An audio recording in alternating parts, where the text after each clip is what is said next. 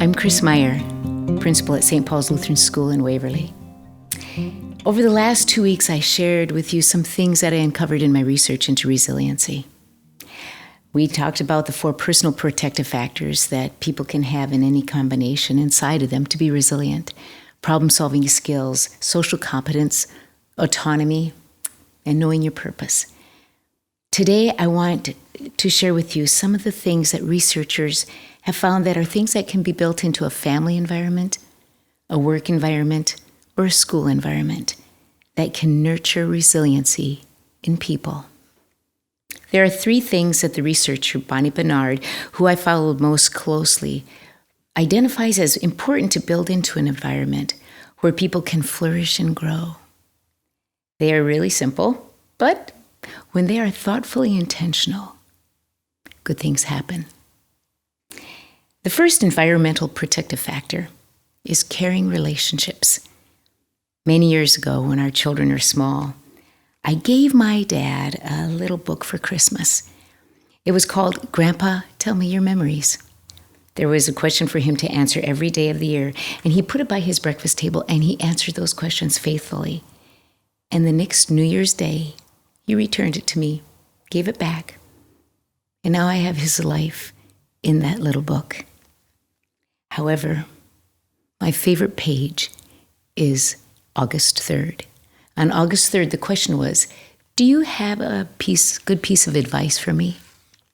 And my dad wrote, and I quote, "As a psychiatric social worker once said to me, relationship is everything. It's not one thing amongst many things. It's everything. If relationships are good, good things will happen.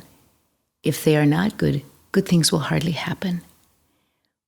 My dad added, "We can't form both sides of the relationship, but we can shape our own side, and through love and forgiveness, it'll affect the other side as well." Unquote. That has been my North Star. Relationship is everything.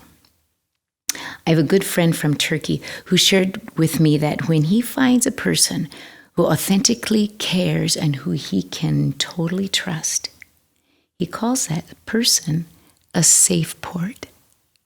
I love that image.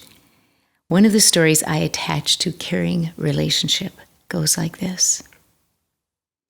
Marianne knew that she was different from the day she was born, and she hated it. You see, Marianne was born with a cleft palate.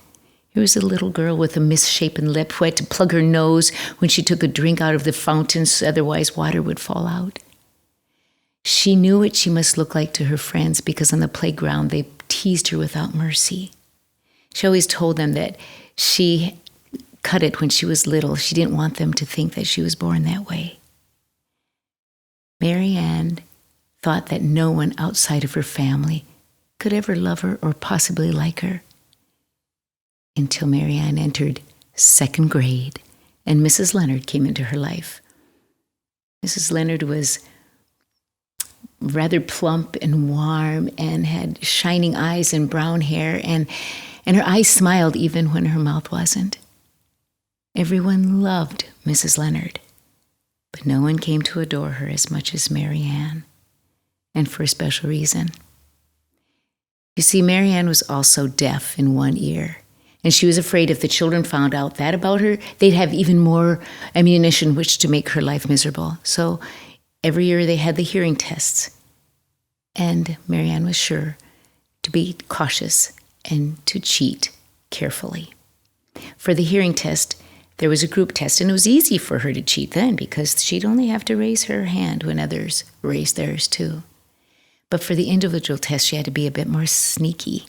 For that test, the child had to go stand by the door and then put one ear to the teacher and plug the other ear with her finger. Then the teacher would whisper something from her desk that the child would have to repeat.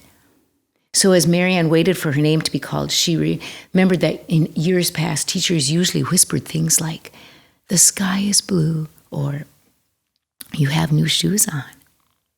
So now she sat waiting for Mrs. Leonard to call her name, and she wondered what would her lovable teacher say to her. Finally, her name was called, Marianne took her place by the door.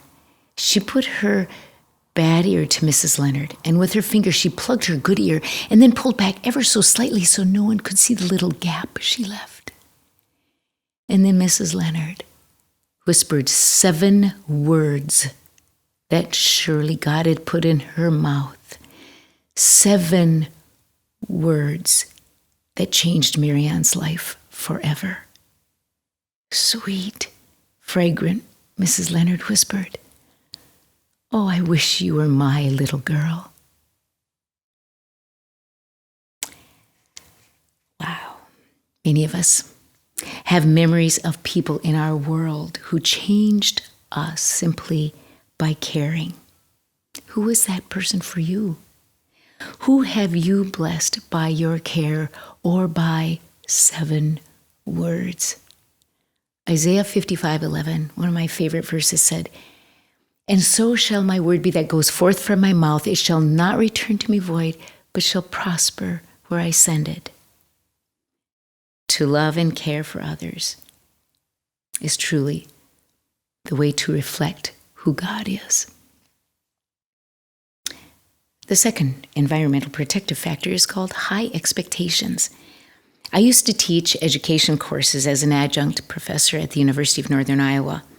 In one of the textbooks was this phrase, and I quote, "No one rises to low expectations," unquote. Isn't it something how a sentence can jump out of a book and stay with you forever? That one sure did that for me. We all have levels of expectation that we live by, put on by either ourselves and or by others. The trick is balance. Healthy balance, though, is sometimes hard to get right. Each one of us has a different kind of temperament, energy, drive. Part of this protective factor is using the insight of caring relationships to urge people to grow, to stretch for becoming more than they thought they could be, to experience life fully. For life is a gift, and we are here but one time. The story that goes so well with high expectations is an old folktale that I've grown to love. It goes like this. There was once a woodsman out in the woods chopping wood, and as he was chopping wood, he was feeling so grateful because he knew that he could take this wood and he sold it in the town every day to make money to feed his family. So as he was chopping, he was particularly feeling grateful for his axe with that iron axe head at the end that allowed him to make a living. As he was chopping away, all of a sudden, that iron axe head at the end of his axe handle flew off and landed in the middle of the lake. He was devastated. He sat on the shores of the lake with his head in his hands, moaning, what was he going to do to make money to feed his family now? And as he was sitting there, all of a sudden, a beautiful princess came out from the middle of the lake. She held in her hands a shining golden axe head, held it out, intending to give it to the woodsman. He wanted to reach out and take it because he knew gold. He could sell it in town and make him enough money to feed his family for 15 years. But he pulled his hands back and said, "I can't take it. It's not mine. Mine was made of iron." The princess returned down into the lake. She came up a second time. This time she held in her hand a shining silver axe head. Again, he reached out, wanting to take it, but he knew he could sell it and make money for his family for at least 10 years. But he pulled back again. He said, "It's not mine. I can't take it. Mine was made of iron." The princess returned to the lake, and she came up a third time. This time she held the shining golden axe head, the shining silver axe head, and his very own iron axe head. She laid them on the ground in front of him, and then she said, "Take these to your family who are at home. For today you did not take what was not your own." The woodsman returned to his family, and he showed his family the axe heads, and they jumped all over him, knowing that this meant their days of being hungry were over. But he stopped them and said, "Children, we must always remember, today we have these axe heads because I told the truth." No one rises to low expectations. The third environmental protective factor, can be found in our opportunities to participate and contribute. Today is the last day of school for St. Paul Lutheran School. It's also Thursday, and every Thursday throughout the school year, in the morning, we gather in the sanctuary for worship. The worship is always led by the different classes as they rotate the planning and the leading of the worship. Also during the year, I've always had 2 different lunch groups meeting, one on Thursdays and one on Tuesdays. We rotate the children throughout the year. They call them Merry Little Lunches with Mrs. Meyer. Oftentimes at these lunches, I will ask the children, what do you like best about going to St. Paul's Lutheran School? And 9 times out of 10, they will respond, worship. They love planning and leading worship. One day it struck me that this wonderful time is an example of the opportunities we give our children at St. Paul's Lutheran School to participate and contribute. Wow. Simple and profound. What ways do you have in your life that allow you to participate in something meaningful or to contribute to something beyond your needs? One of the exercises I always gave my graduate students when we studied resiliency was an assignment that I called My Life in a Bag. The students were assigned to find artifacts or representations of times in their life were like milestones or events or experiences that they could point to as moments that changed them or made them who they were today.